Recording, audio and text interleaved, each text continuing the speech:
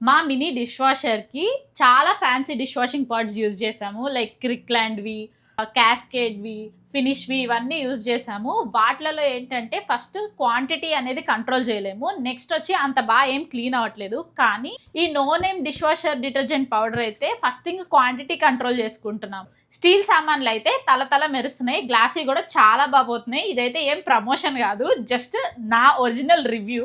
ఇదైతే కాస్ట్ కూడా చాలా ఎకనామికల్. 1.8 kg ఫర్ $6 దొరుకుతుంది. ఒకవేళ మీ నియరెస్ట్ నో ఫ్రిల్స్ లో ఉంటే ట్రై చేయండి. మేమైతే చాలా కొంచెమే యూజ్ చేస్తున్నాము, జస్ట్ ఒక్క లోడ్కి 1 స్పూన్, జస్ట్ ఇదిగో ఈ మాత్రం క్వాంటిటీనే యూజ్ చేస్తున్నాం అనమాట. ప్రస్తుతానికైతే నేను స్టీల్ సామాన్లే ఎక్కువ పెట్టాను. కనిపిస్తున్నాయో లేదో చూడండి క్లియర్ గా.